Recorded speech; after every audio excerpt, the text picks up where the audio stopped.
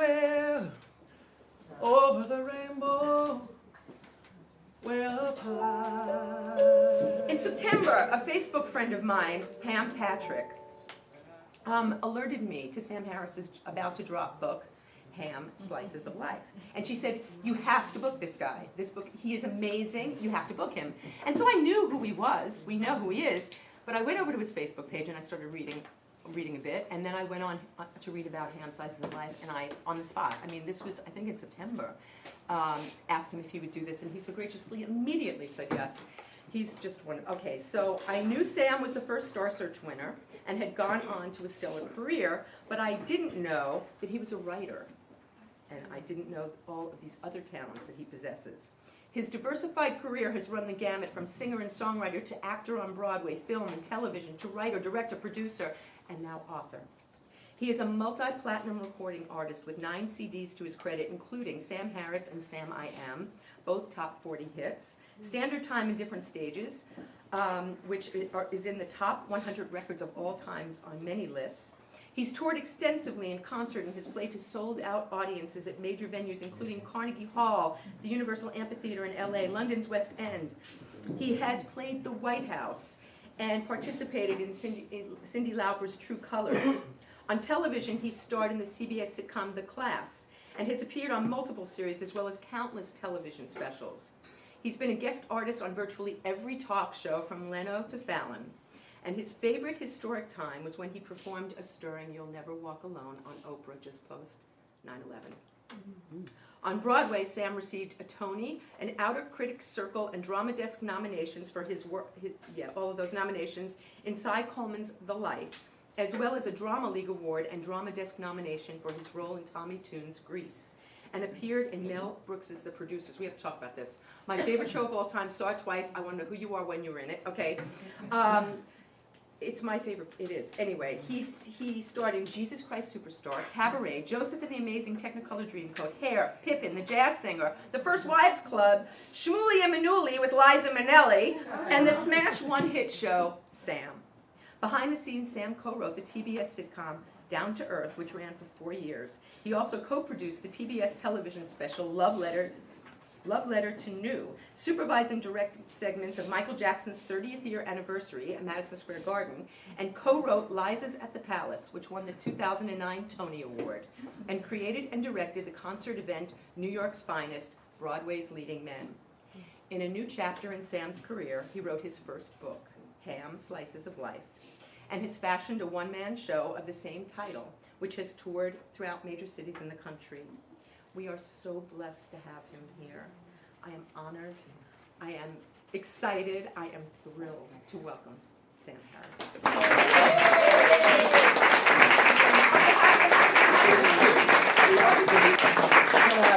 Hi, you guys. This is Todd Schroeder. Who has never, we've been working together for 20 years and has never not performed without he's never performed without his hat. And he got here today because I feel very peculiar wearing a hat in someone's home, and I'm like, I don't even know if you can play without it, so you have to. Are we getting you a chair? Thank you so much, Vicki, and you guys are festive. It's really fun to be here. You're an incredible group. And Linda and I have known each other for a very long time, so it's great to see my old buddy. Yeah, this is an exciting time for me. The book came out in the middle of January, and it's just been thrilling. And I've been touring all over. I just got back a few days ago because we're doing this show of the same title, which has turned into this theater piece. I'll tell you more about that later because we're doing it in Los Angeles. But you know what's tricky with these kinds of things is, what do I read? What do I read to you? What do I pick? What do I pluck? You know, because I want to read the whole thing to you, but we'd be here overnight and I'd have to feed you again. So I've picked a few little things, and because we're doing this show, we're going to throw in a couple of, because the show is sort of like a play with music. It's rather than just a reading and a song. So Todd underscores some things, and we're going to throw in a couple of musical things as well. Okay. This is from a chapter called Ham. I don't really need these. They just give me sort of an authority. I fear that my karmic lesson in this lifetime is humility. and I think that lesson is beneath me. When I got the title role in the national tour of the Broadway production of Joseph and the Amazing Technicolor Dreamcoat, I called my parents to share the good news. It was the best financial deal of my theater career thus far. An incredible weekly salary, a percentage of the box office, merchandising.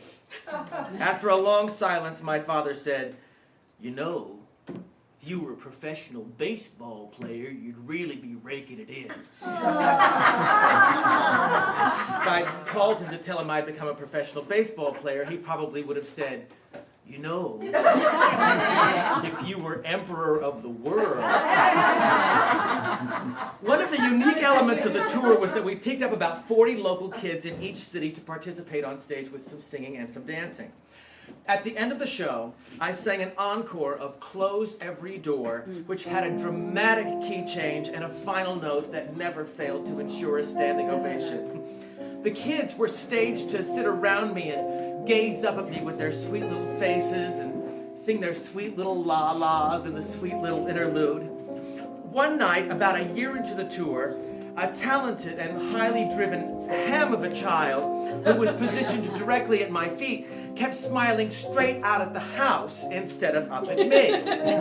Then, during the song, he somehow edged in front of me so that he was center. At the key change, I would always walk down a few feet for the big finish, but with the kid there, I had to climb over him, so I had to step on his little hands.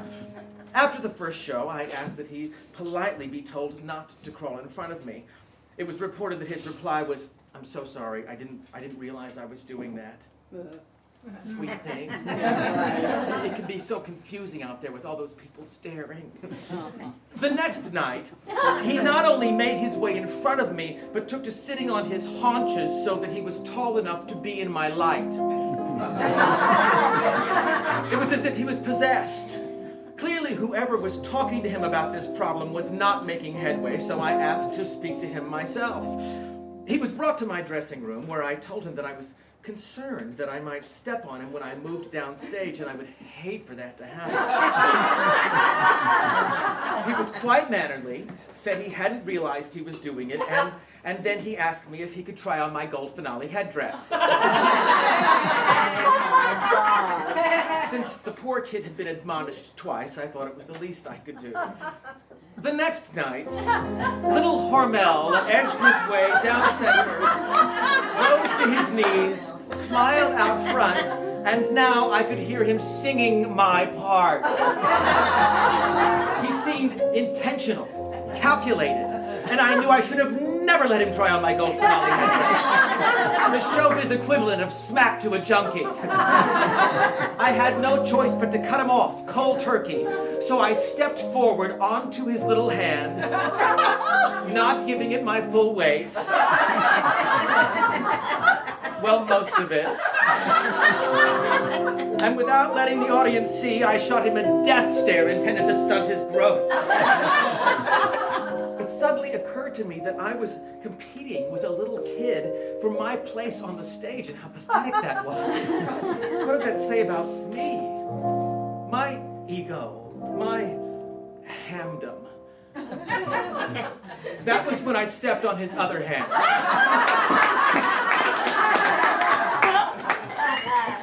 After the show, I told him how sorry I was for stepping on his little hands, but somehow he'd accidentally gotten off his mark, and I couldn't see him all the way down at my feet for the glare of my spotlight. We stared at each other for a moment, and then he said, "It's okay, I really didn't feel anything, not with all the applause and the excitement. Did you hear that audience tonight? I think they were the best yet. A little slow in the beginning, but by the end they were like putty."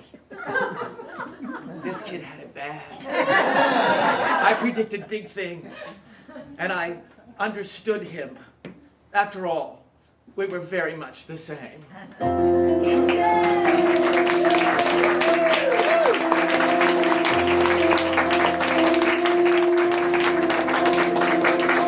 Flipping through the memories of a lifetime,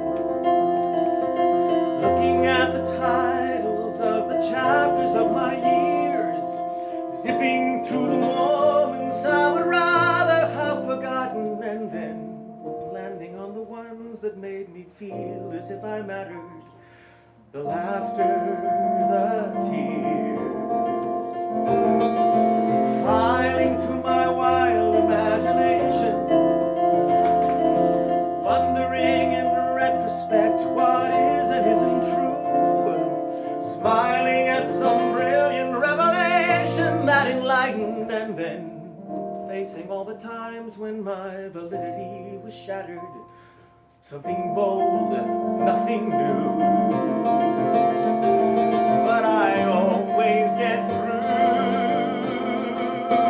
And I am an open book. The cover's slightly tattered and the page is lightly frayed. I am an open book. Some mishmash of reality among the plans I made, the binding and the spine, the black and white that defines, and the stuff between the lines, an open book. Some memories I seem to have discarded, others stick like chewing gum beneath a well-worn shoe. Skeletons and secrets and the gratitude of blessings, and then writing newer chapters to create a happy ending, hitting blocks, breaking through, another draft to redo. And I am an open book. The cover's slightly tattered and the page is lightly frayed. I am an open book. Some mishmash of reality among the plans I made. The binding and the spine, the black and white that defines, and the stuff between the lines. I am the contents of my father's father's father, and the index of my mother's mother's mother.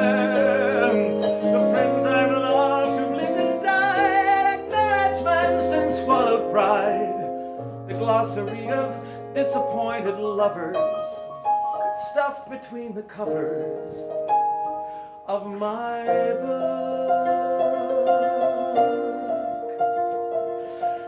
It's not that I think my life is so exceptional, or it even matters for that matter, just a drop amidst the sea. It's some stories, you've got yours, and I suppose they're all exceptional. But the truth is in this place, and at this time, and in this space, today is all about me.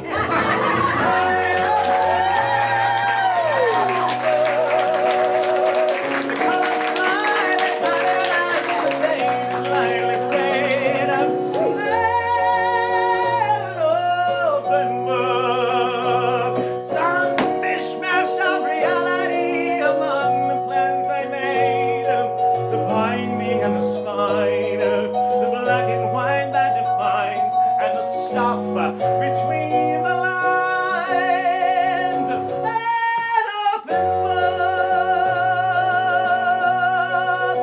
an open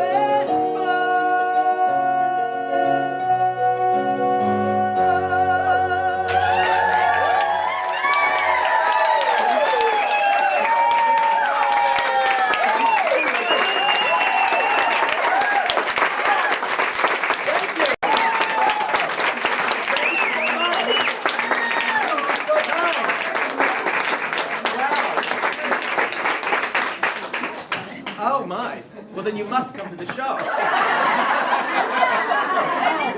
The show is March 22nd and 3rd at the Renberg Theater in Hollywood. And it's stories, and then I go into scenes, and then there's songs, and all the music sort of comes out. You'll be there. You'll be there. All right. Okay. Okay. Going on. What's the name of the show? Ham, Slices of a Life. And the book is a collection of essays and stories. It's not chronological. It's adult, it's childhood, it's growing up in Oklahoma, it's having a child myself, it's all over the place. And most of it's funny, but some of it's not. Anyway, okay. This is a little childhood thing. I spent my wonderless years in the small town of Sand Springs, Oklahoma. Peculiarly named, as there was neither sand nor springs anywhere in the area. But the name Red Clay Dirty River doesn't go along quite so trippingly. Sand Springs was Americana, grassroots, and boasted the title Industrial Capital of the Country, home to more manufacturing plants per capita than anywhere else in the USA. All of the pollution of a big city without a single perk. My father was the band director at Charles Page High School in our little town, and by the time I was a toddler, he had become somewhat famous in the tri-state area for his marching band style, which incorporated a heart-stopping goose step that brought the crowds to their feet. He was the go-to guy for students and parents alike, a favorite teacher, the giver of advice, and a source of encouragement. I rarely saw him but for weekends when he would mutely seclude himself in the dark watching sports on television. Mothers were for raising children. Having a high school band director for a father, however, did have its advantages. I was only 2 when he plunked me in front of a microphone at a football game, and I sang an iron-lunged, on-pitch, Star-Spangled Banner to the cheers of the stadium. I hit the jackpot at age 5 when I got to play Little Jerome DeBeck, one of the 2 mixed-race Polynesian bastard children in the Charles Page High School production of South Pacific. I wore a flowered loincloth, full body paint, Max Factor Egyptian Tan number 5, and eye makeup that looked more like Agnes Moorehead in Bewitched than anyone remotely Polynesian. On opening night, I made my entrance from up left in all of my Polynesian bastard child glory, hand in hand with Dee Dee Shields, who played my sister, ready to slay them with the song Dites-moi in real French. Unbeknownst to me, in the prior scene, one of the actors had dropped a drinking glass which had shattered all over down center. As we began the song, Dee Dee and I walked barefooted toward the audience, and after only one verse, I stepped onto a shard of broken glass which drove straight up into the arch of my foot. I felt the hot bite of penetration and looked down to see a pool of blood spreading around my feet on the mottled wooden floor. I gasped, and a voice from within spoke loud and clear, some 5-year-old version of, "Suck it up, Harris, you're in show business." I lifted my chin as Dee Dee glanced down and screamed. I squeezed her hand like a vice, a warning, then smiled at the audience and finished the song alone as Dee Dee wept.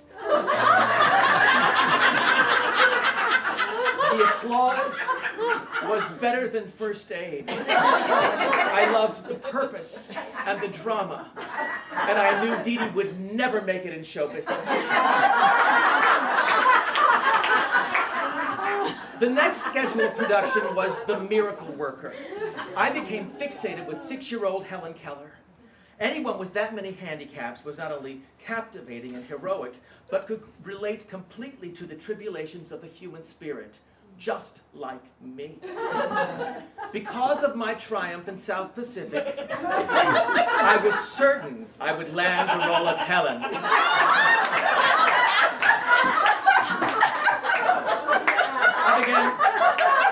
I began staggering about the house with a discount hat on my arm and toilet paper stuffed in my ears to simulate blindness and deafness.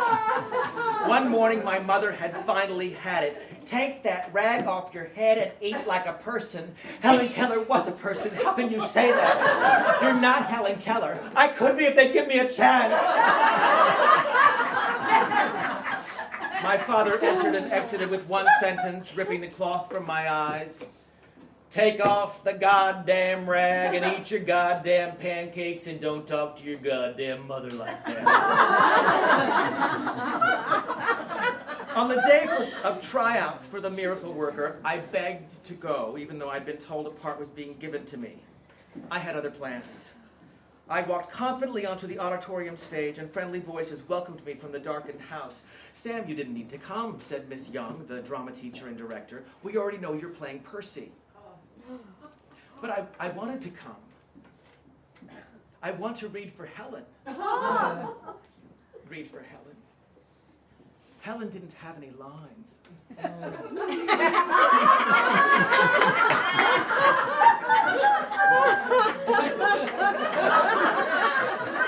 But I was prepared to stare convincingly forward with my eyes slightly crossed and bump into furniture.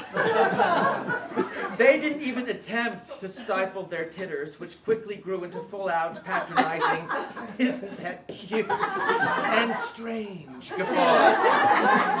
Despite my pleading logic, I didn't get to bump into anything. I was cast instead in the tiny, silent, and pajamaed role of Percy, a little Negro child, who mostly slept. I couldn't understand how they could see me as a Polynesian child and a Negro child, but insisted on casting a non-child in the most important part. The girl who played Helen Keller was 16 years old and gangly with full-on breasts, and somehow managed to wah-wah with a southern accent. Dreadful. I knew she wouldn't make it in show business. My disappointment was not discussed at home, but after a few days I heard my name called with a tone that I knew meant my dad had been inspired to offer fatherly, sage advice, which would fit perfectly into a commercial break from a game. Turn down the TV, he said. I knew this must really be important. When the room was silent, he pulled back the handle on his recliner, rocketing him to an upright position. Son. He leaned forward and paused to shuffle a cigarette up from the pack, grip it in the corner of his mouth, and light it with a Zippo. Life. He snapped the lighter shut with an emphatic clink and took a long draw, letting the smoke fill every cell of his lungs, then finally exhaled, slowly, deliberately, until the last foggy fume was purged. Is a bowl of shit. He took another puff and tilted his head, squinting for emphasis, then through the exhale, and we just stir it up. He let the words hang in the air alongside the smoke, then turned the TV back up. I did, and the baseball game resumed as he jutted himself back in his recliner. And I returned to the private world of my portable turntable and practiced my autograph.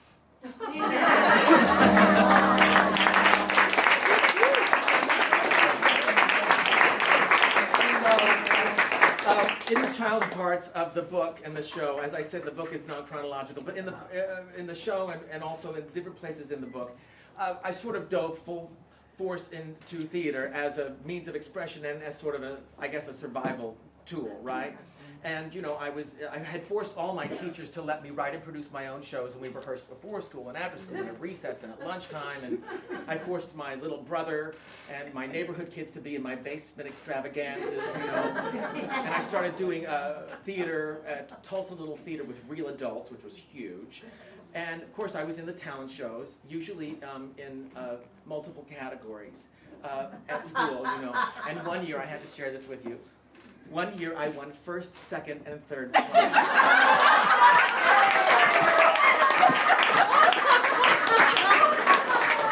In my acceptance speech, I made a reference to Edith Head, who she just won her 8th Oscar for costume design, and I was met with, I'm in Oklahoma, remember, I was met with a sea of frozen, blank, smiling faces, wide as yawning cats. They just stared.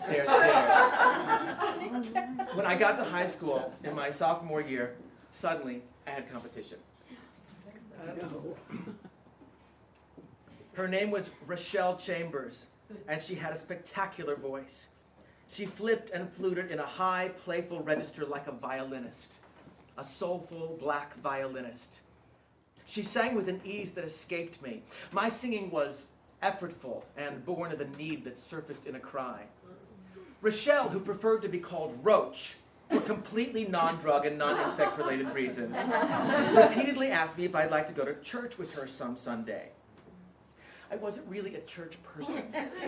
When I was 10 years old, I had been baptized, and it was beautiful. I never went back. I figured I had done the big 11 o'clock number, and what was going to top that? Also, I had always been drawn to Judaism, the oppression, that they were the chosen people. More than anything, I just wanted to be chosen. However, in my little town of Sand Springs, Jews, having killed Christ, were ne'er to be seen. I declined pork, celebrated Rosh Hashanah, and attempted to grow payas. However, my parents drew the line when I asked them to take me to the only temple in Tulsa, which was more than 15 miles from Sand Springs, so it might as well have been in a shtetl somewhere. Southern baptism was more accessible. In fact, it was unavoidable. Not only in churches, but in schools, in pamphlets, in newspapers, on billboards, and in local shops where signs were emblazoned with messages like, "Jesus saves, round steak, only 59 cents a pound." But Rochelle's invitation wasn't the kind that insinuated I needed to be saved. I sensed there was something more, a secret that Roach wanted to share. And finally, I said yes. The following Sunday, only an hour after a devious son had sneaked up uninvited, I showered and stumbled into a pair of black slacks and a white short-sleeved button shirt. Roach arrived soon after, dressed in a rousing shade of mulberry that matched her mood. She looked like she was going to a party. I looked like I was going door to door to sell Bibles. We drove down the hill, past middle-class, neatly painted homes with closely mowed, dew-sprinkled lawns and impatience-lined walkways, and then farther and farther through the poorer section of Sand Springs. Run-down houses and hollow carcasses of cars peering through weeds that shot up between axles and rusted hoods. Pebble-covered shingles collected upright like playing cards in distended rain gutters. We drove on, crossing the Sand Springs railway track and into an area I'd only ever heard about. Colored Town. It was a 10-square block ghetto, row after row of clapboard houses, barely more than shacks, with narrow, dry clay yards and no trees. At the end of the road, a wooded area emerged, centered by a small, white, plain brick church. In great contrast, parishioners buzzed around the entrance, dressed for show, especially the ladies, in electric tangerine and turquoise and cranberry, stripes and polka dots and presumptuous architectural hats with matching shoes and gloves, like sapphires sprinkled among dust. Once inside, Roach left me in a worn pew and joined the choir behind the pulpit. And then the spirited rhythm of a small band started. No single solemn white church organ here. And the congregation rose and sang. Ain't gonna let nobody turn me round, turn me round, turn me round. Ain't gonna let nobody turn me round. I'm gonna wait till my change comes. The sound had nothing to do with any church I'd ever attended.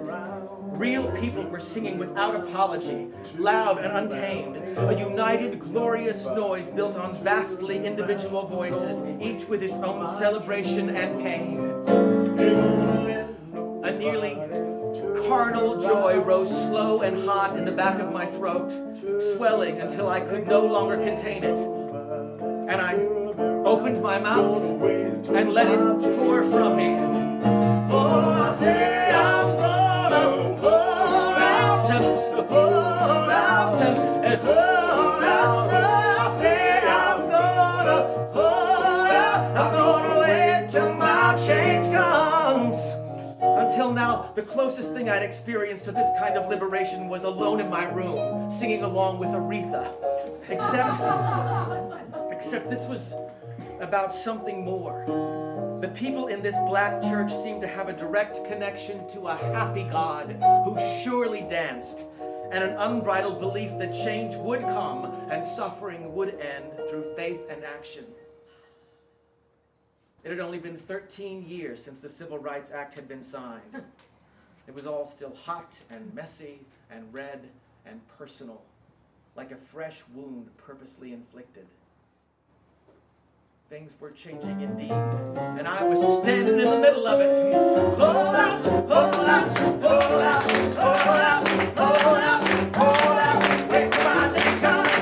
Hold out, hold out, hold out, hold out, hold out, hold out, wait for my day to come. An old woman next to me took notice of my full-throated enthusiasm and seemed to know everything about me in a single moment. She was ancient and ageless and beautiful. Her crinkled face read like a history map, and her eyes, which had surely witnessed more than they should have, glimmered beneath the ghost-colored haze of cataracts.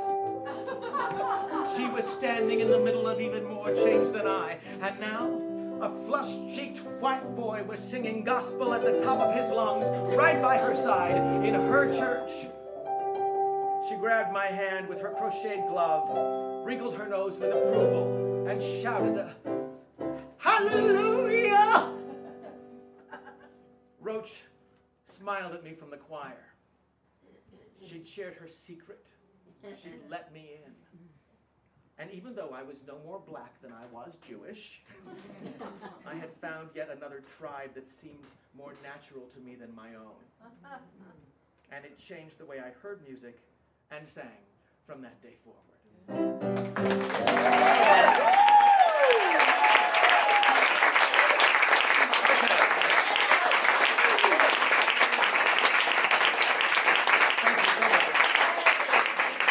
Okay, so, oh my goodness.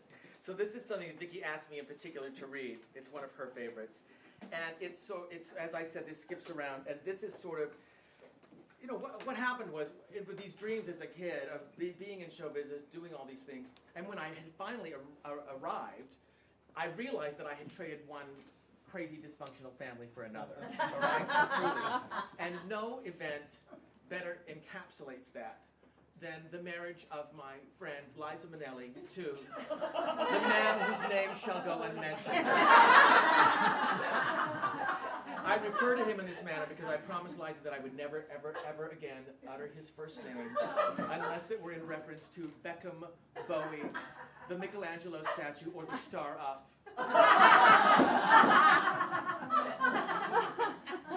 I don't know what put me off about him first. The fact that he wore sunglasses indoors and at night, or his boastful claims of having, quote, the largest Shirley Temple paraphernalia collection in the world, a feat for which I suspected there was little competition, although its value may have escalated recently.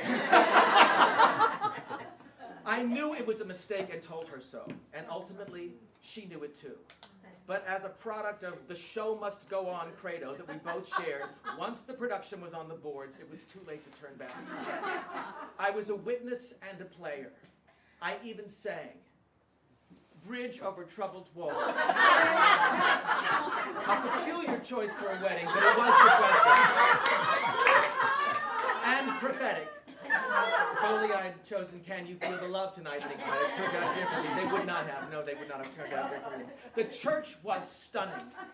The entire wall behind the altar was blanketed in white orchids, probably to cover a giant bleeding Jesus, which would have been a downer. Everybody was there. The who's who of New York and old Hollywood. My partner Danny and I nestled into our reserved third-row pew, and Jane Russell soon squeezed in beside me. Then we had to squeeze over even more so Donald Trump could fit in, and he has wide hips. We waited. We chatted. Danny and I looked around the room to see whom we'd missed. I stood and waved to much more famous friends who were seated further back to show that I was among the chosen. We continued to wait for about an hour. Then the news arrived, whispered from person to person, pew to pew, like the telephone game. Elizabeth Taylor had forgotten her shoes and had arrived at the church instead in hotel house slippers. No one in her entourage of 72 had noticed terry cloth, the plaza. So we had to wait while some gay lackey schlepped up 30 blocks to retrieve her shoes. Finally, Elizabeth was shooed, everyone was ready, and the music began. Then a familiar voice shouted, "Wait for me!" The music stopped as Diana Ross flitted down the aisle, her hair over 3 feet in diameter, tickling aisle-seated guests as she flounced her way to the second row. The music resumed. The enormous wedding party entered from the downstage left and right wings, aisles, and made their way to the platform stage, altar. Elizabeth Taylor was the matron of honor and was helped to her seat as the groom was escorted by best man Michael Jackson and his brother, Tito or Tootie or Toyota. I couldn't know or keep up. Naturally, like at any wedding, all the attention should be paid to the bride and groom, so I tried not to stare at Michael, but I just couldn't not.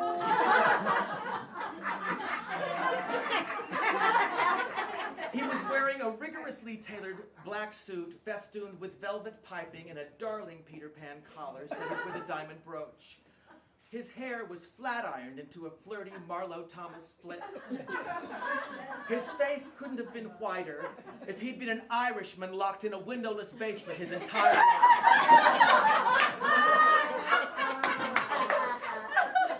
His eyes, darkly lined in black, remained closed throughout the service, and his head bobbed and wobbled from side to side to a rhythm of a music no one else could hear. Occasionally he would titter to himself at an internal joke, showing his teeth just a shade less white than his face, and raise his shoulders like a 5-year-old girl who just said the word penis for the first time. On the other side of the altar sat Elizabeth Taylor. She was wearing an ensemble that made me think she'd looked in her closet that morning and said, "What shall I wear?" Everything!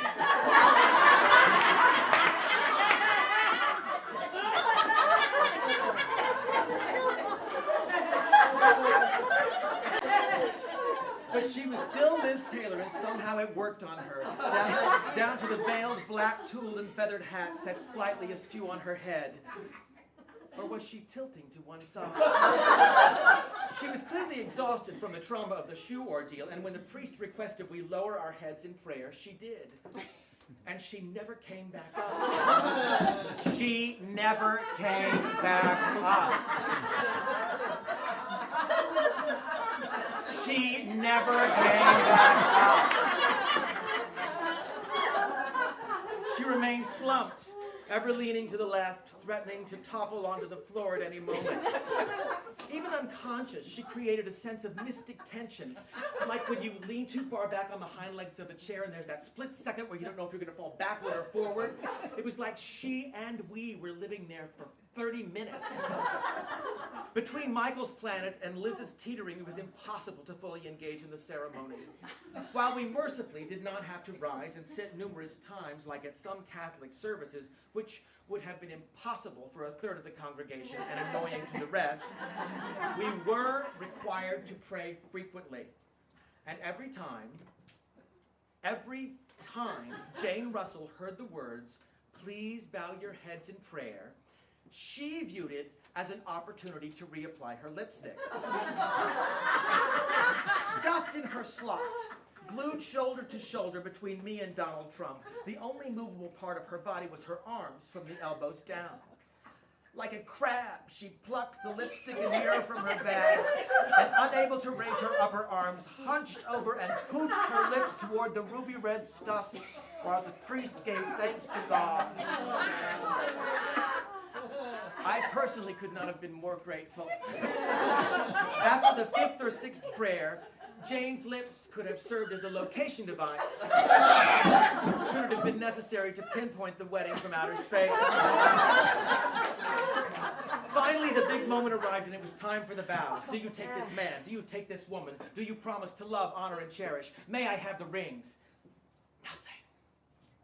Michael was still listening to the music and comedy show in his head, and Elizabeth was out cold. Somebody nudged Elizabeth, and she woke with a start and a grunt. The bridesmaids gestured that it was time for the rings, and Elizabeth, who was apparently the ring bearess, arose to the occasion, or at least to an upright sitting position. She hefted her purse from beneath her chair and began to dig through it while we waited. She pulled out tissues, compacts, prescription bottle, a Milky Way. Finally, she found a small black velvet box and went to open it, but couldn't quite figure out how. She pulled and pried, but with no success. She stage whispered in a coarse, breathy voice, as if she could go unnoticed, and wasn't Elizabeth Taylor calling for Michael Jackson at Liza Minnelli's wedding in front of 850 people. Michael's eyes popped open for the first time since he'd sat down, and Pavlovianly he responded to the voice of his best friend in need. Seeing that Liz was at her wit's end in her rigorous struggle with the tiny box, he rose and walked past the groom and bride across the altar to assist her. No luck. Clearly, this was not the kind of thing that either of these people did in their regular lives, where surely there must be servants much more expert in these matters, because neither of them could figure out how to open a goddamn ring box. The crowd fell silent, thunderstruck. We wondered if this was what it was like all the time.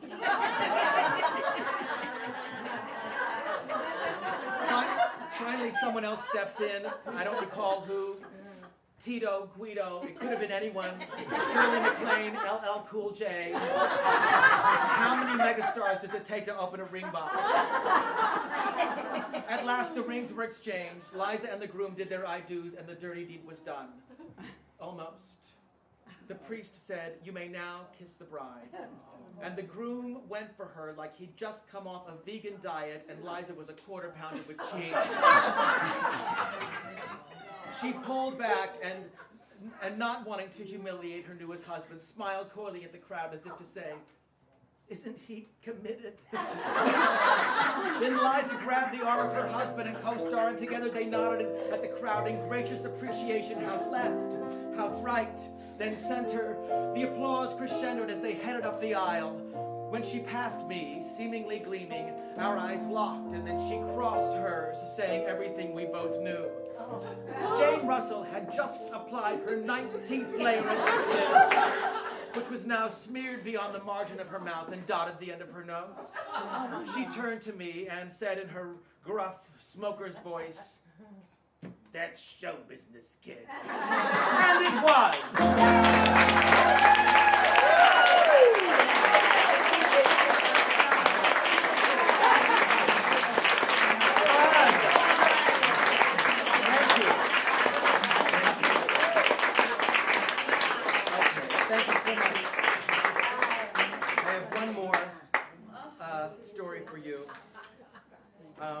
You guys are a ball. Thank you so much. You're a ball.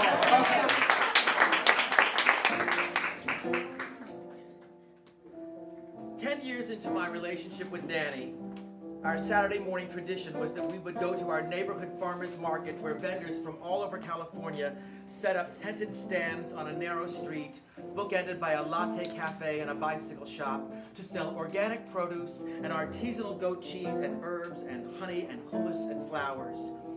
Old Eddie Dredd sits on a fold-out stool and plays the conga while he sings homespun songs about sunny days at the marketplace in his scraggy, chapped voice.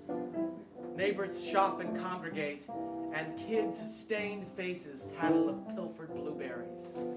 The place is Eden with a nose ring.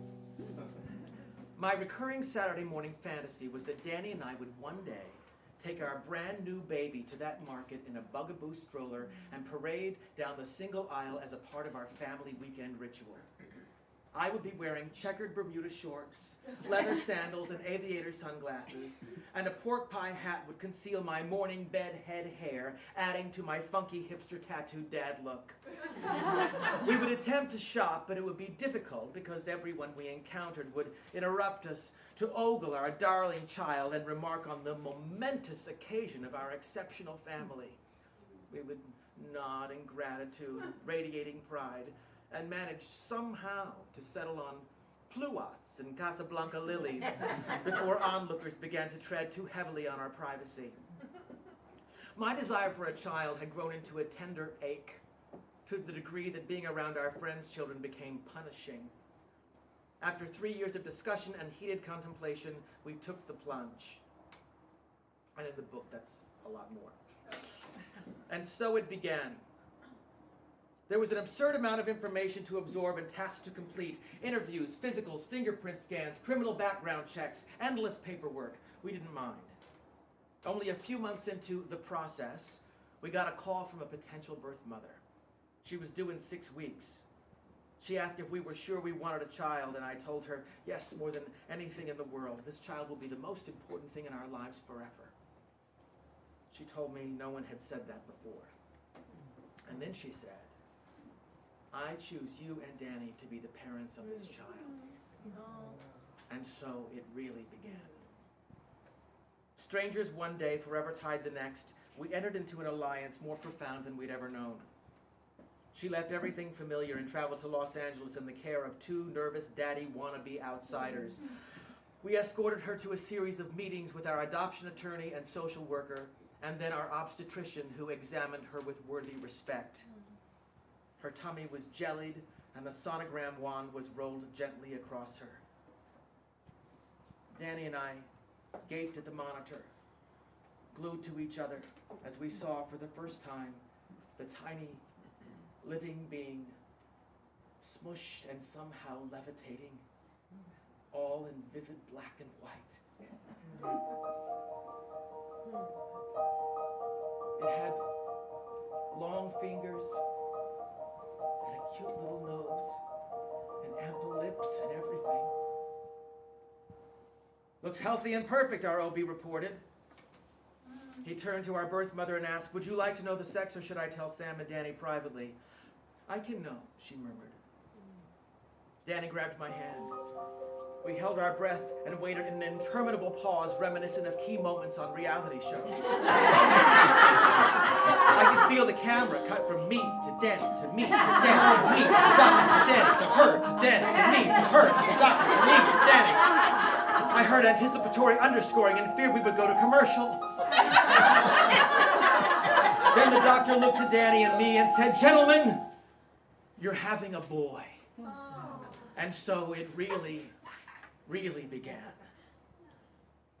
We rented a house for her near our own, and for the next 6 weeks, our single purpose was to keep this woman happy.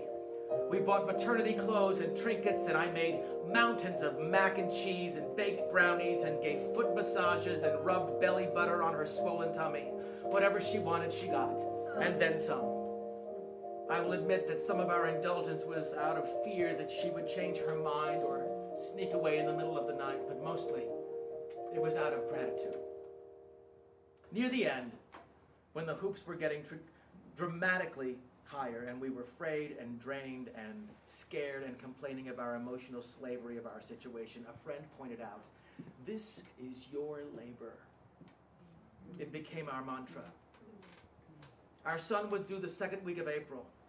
At the beginning of the month, the phone rang in the early evening. This is it, she said. I'm having really painful contractions and we need to go down. We had rehearsed this moment a dozen times and arrived at her house in less than 3 minutes. We burst in the door, but she was nowhere to be seen. The TV was blaring from the next room and we rushed in, calling out her name. She was lying back comfortably on the bed, noshing from a bag of chips and slurping a milkshake, grinning from ear to ear, dimples dipped. April Fool! She squeaked. The jumble of her upswept hair danced with her naughty laugh. I tasted blood in my mouth and realized I'd bitten the inside of my cheek and was still clenching. Danny and I glanced at each other, smiling through the impact. My heart pounded and I knew I was going to cry. Instead, I offered a toothy, blood-stained grin, fought to regulate my breath, and said, "Oh, that's good. You really got us. You are so funny. This is your labor. This is your labor. This is your freaking fucking labor." On April 7th, 2008, we stood by her side as she pushed, focused, and present throughout the delivery. When our son was lifted into the air, covered in vernix and blood, squeaking and gasping his way into this strange new world, our entire relationship with our birth mother had culminated in and was defined by this single instant of polar opposites. At the exact same moment that we wanted to jump through the roof in celebration, she stared silently at the ceiling in mourning. Our greatest gift was her greatest loss. In the same room, at the same time. Respect was paid to both. That's what the entire 6 weeks had been, a balance of respect. She had requested that the baby be placed on her chest so that she could have a private moment with him. She held our son, her son, our son, gazing at him as a mother does. Then she took a deep breath and looked up and out at nothing in particular. Her jaw clenched as we watched her attempt to disengage. Her dark eyes darted to mine for a split second, and I knew that it was time. Danny and I walked to her bedside, and she lifted our little baby boy ever so slightly to meet my arms, her stare remaining fixed ahead. I cradled his swaddled body against my chest, and Danny and I backed out of the room, whispering, "Thank you. Thank you.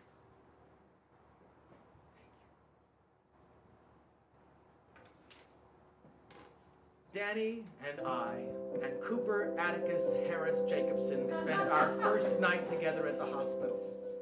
The Atticus was for Atticus Finch, my favorite literary character, in our attempt to imbue him with a sense of moral obligation. But the four-name name sounded more like a law firm. In the following days and weeks, our families visited to welcome our son, and my parents were more joyous than I'd ever seen them. There was a bond between us that couldn't have existed heretofore. One late night, when Cooper was sleeping between feedings and the house was uncommonly quiet, I found my father on the balcony, weeping. "Are you okay?" I asked. "I never knew." "Never knew what?" "I watched you and Danny, the way you look at Cooper, the way you hold him, feeding him and changing him and being up all night, the way you are with him. And I know what's coming next and how fast it goes. And I missed it.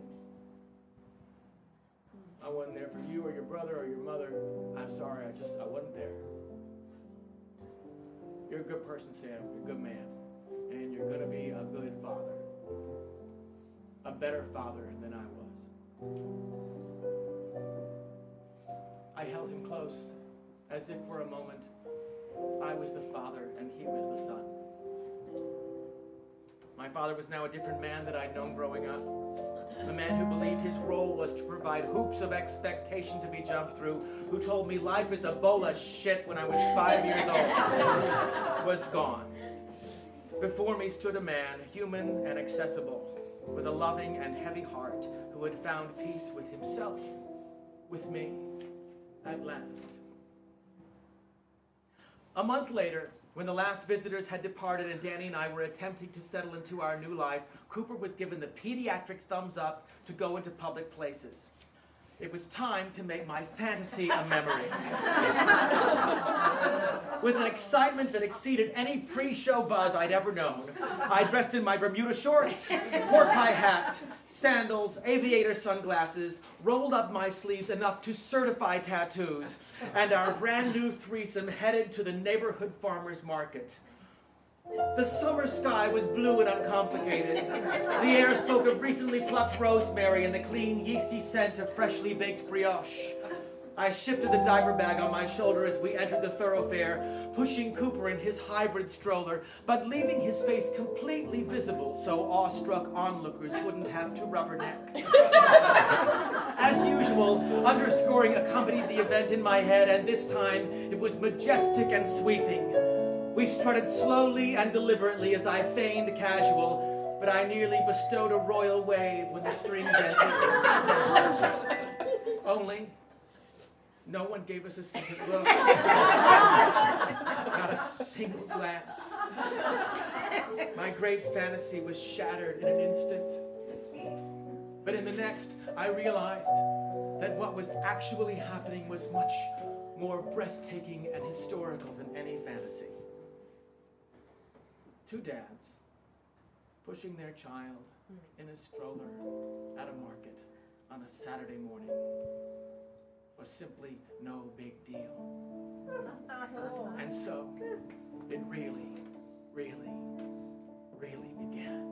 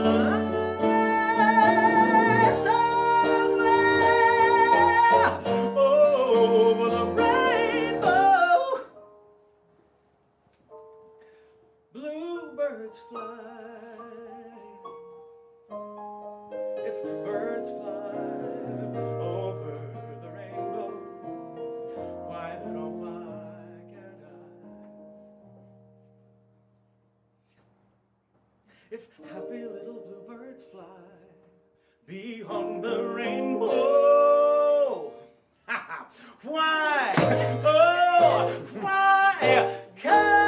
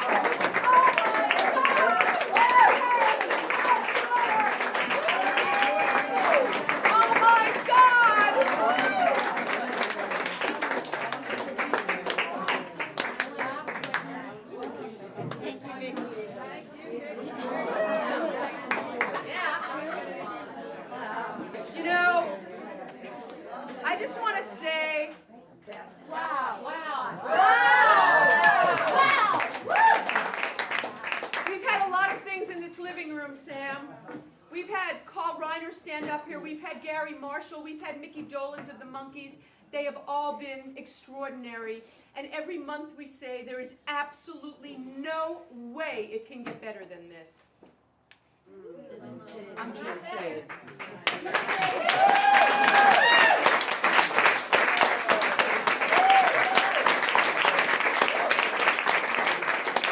I know a show that some of us are going to be going to. Holy shit, we'll be standing up and going, us, we're here. We're here. I would love that. If happy little bluebirds fly beyond the rainbow. Why? Oh,